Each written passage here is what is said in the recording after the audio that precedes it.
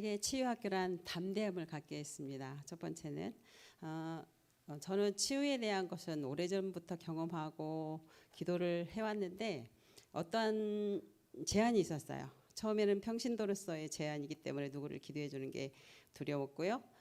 사역을 하면서도 밖에 나가서는 하면 안 된다라는 그런 게 있었어요. 그래서 내가 한정된 사람들에게만 했기 때문에 근데 여기 와서 들으면서 이제 누구에게나 하는 담대함이 생기게 됐어요. 그리고 예언에 대한 새로운 인식을 갖게 됐어요. 예언이 그동안의 은사로서 막 이렇게 하는 좋지 않은 인식이 많아서 그게 내가 그걸 갈급해하거나 이런 것이 전혀 없었는데 사모님 예언을 하는 걸 보면서 나도 하겠다라는 자신감이 있었어요.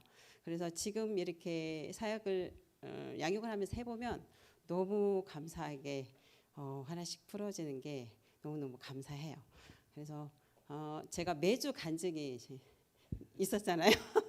그 중에 가장 신기한 게 전에는 내가 누군가를 안쓰러워서 내가 양육을 해주겠다라고 다가갔다면 지금은 소개가 계속 나오고 있어요. 그래서 부산의 권사님이 제가 양육하면서 그분이 완전히 회복이 돼버린 거예요. 아마 그때 목사님 가셨을 때 예언기도도 받았다고 하더라고요. 근데 그분이 완전히 성령님 인도를 받아버리시는 거거든요. 근데 그분이 여기 평택에 있는 권사님을 소개를 해주셨어요. 그분이 지금 양육을 받다가 또 한 분을 김포 계시는 집사님을 소개를 해주셨는데 그 간증에 나왔던 분이에요. 이분이 아까 남편은 신천지에서 그러고 있죠. 돈 한 푼도 집에 주지 않아요. 전부 신천지 건축물도 그분이 하셨고요. 이만희가 내려오면 다 태우고 다니고요. 아주 충성하는 분이에요. 그러면서도 매일 전화해가지고 사랑한다, 뭐 교육 좀 받아봐라, 뭐 세상 이야기가 하니 어떤 여자가 그분을 남편을 사랑한다는 말을 축복하는 말이 나오겠어요. 그동안에. 그리고 목사님을 통해서 집사님에게 4억을 빌려줬는데 이 집사님이 그 돈을 떼어버리고 안 주고 목사님도 뒤돌아서 버린 거예요. 이 상처 그리고 그 예언을 하시는 목사님께서 예언을 잘못해 주신 거예요. 딸하고 큰딸하고 같이 있는 데서 엄마 때문에 이 딸이 크지 못한다 이렇게 해버린 거예요. 그러니까 평생 이 딸이 엄마를 원망하고 엄마가 차라리 죽었으면 나는 더 잘 됐을 텐데 이렇게 대놓고 하는 거예요. 이게 얼마나 그래서 딸 집에 가서 정말 식모처럼 일해주고 애 봐주면서 진짜 구석에서 이렇게 잠을 자고 이런 상황이었어요. 그리고 둘째 딸은 엄마 집을 뺏어가 버렸어요. 그러니까 이 집사님이 상처로 잠을 10년째 제대로 잠을 못 자는 거예요. 그래서 수면 유도제를 먹고 자야 되고. 근데 그분을 소개를 해주셨어요. 그래서 제가 통화를 1시간 한 거예요. 기도도 안 해줬어요. 그리고 첫 번째 내가 들어주면서 같이 아파하고 공감해주고 제일 먼저 했던 게 우리 집사님 회복되면 자녀들이 우리 집사님을 정말 존귀히 여길 것이라 회복된다고 내가 선포를 한 거죠. 그랬더니 이분이 확 받는 거예요. 통화하니까 얼굴을 못 보잖아요. 그게 느낌이 탁 왔어요. 그래서 이제 설명해도 되겠다. 상처받은 사람은 쉽지 않거든요. 처음부터 설명하기가. 그래서 왜 말씀대로 말해야 되는지 하나님이 우리에게 말씀대로 말해서 이 땅을 창조해 나가는 그런 권세를 주셨다. 이런 부분들을 쭉 설명해 나갔어요. 그리고 하나님이 우리 집사님 어떤 사람으로 만들어낸 십자가 속량 사건으로 집사님한테 어떤 것이 주어져 있고 누구인지를 설명하기 시작했어요. 그랬더니 이 집사님이 딱 받는 게 그럼 나는 보석이네요? 이러시는 거예요. 맞습니다. 네, 그랬어요.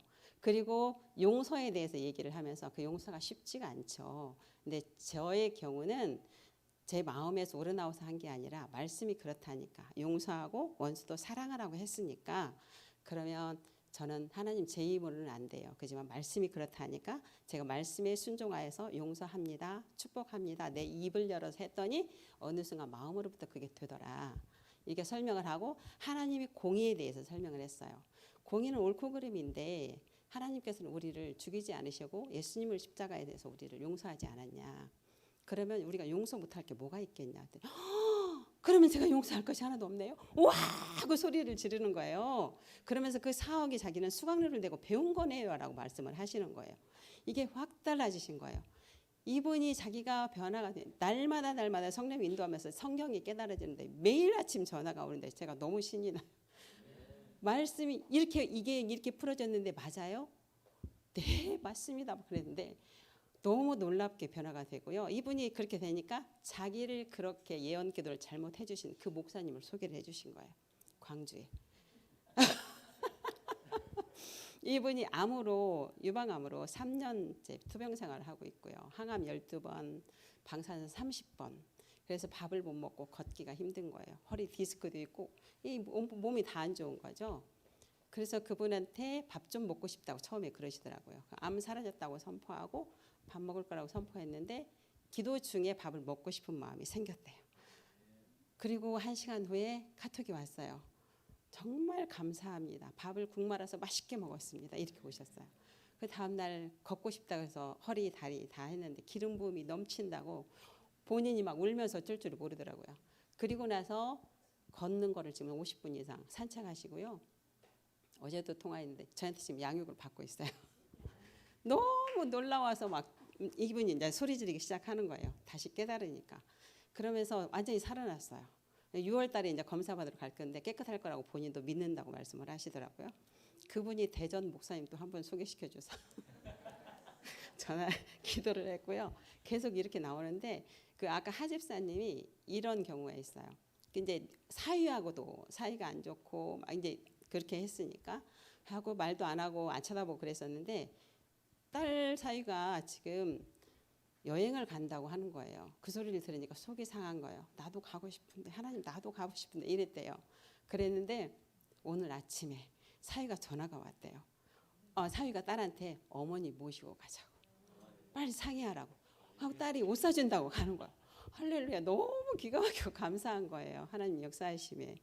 정말 우리 하나님께 영광 돌리고요. 두 분께 너무너무 감사드립니다.